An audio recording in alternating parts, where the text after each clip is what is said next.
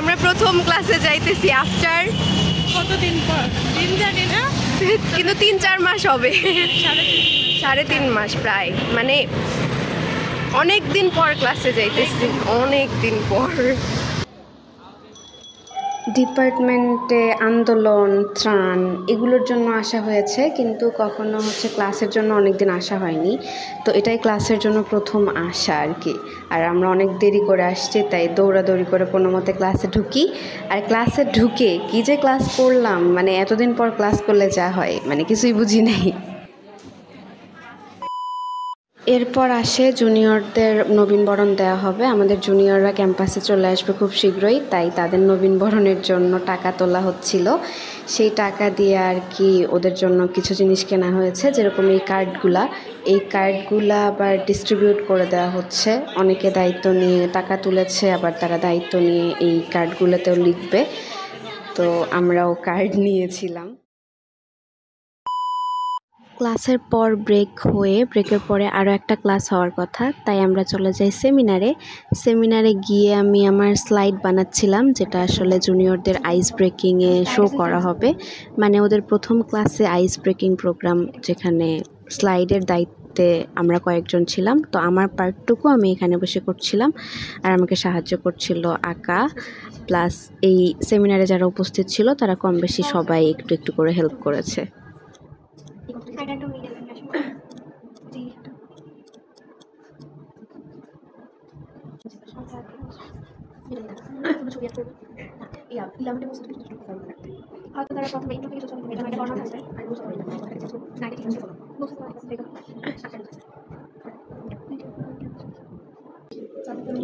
ওকে, আমার slide মেকিংয়ে help করছে Asma, high, Hafsa, তামান্না, high, আকা, হাই, তাসমিহা।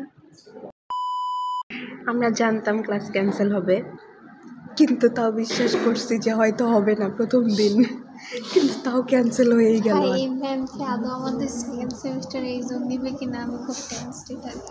মানে কেমন লাগতেছে ক্লাস ক্যান্সেল হওয়ার? 3টা পর্যন্ত বসে থাকি, সালমা ম্যাম মানেই ক্লাস ক্যান্সেল। টাটা, আমি স্লাইড বানাই তারপর যাবো ভাবতেছি। আঁকা এখানে সুন্দর করে নোটগুলা নিচ্ছে, রোলমেটসদের নোট, এবং সেটা দিয়ে নোট লিখতেছে। একটা লেখা মেবি ডান। কোনটা লেখা ডান? ভাই লিখে নিচে রাখিস না।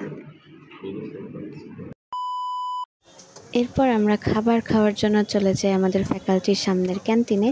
এখানে অনেক মজার মজার খাবার পাওয়া যায়, তবে কিছু জিনিস ভালো লাগে না খাইতে, আবার কিছু জিনিস অনেক ভালো লাগে। তো বার্গারটা খাইতে মোটামুটি অ্যাভারেজ, মানে খাওয়া যায় আর কি। তো এই কারণে আমরা বার্গারটাই নিলাম।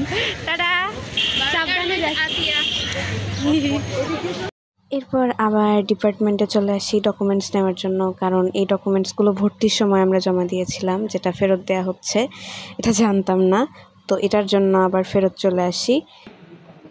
এখানে আমাদের ক্লাসরুমে যেয়ে দেখি সবাই নোট লিখতেছে, যার ভাগে যে যতটুকু পাইছে সেগুলো লিখে তারা রেডি করে এখানে জমা দিয়ে যাচ্ছে।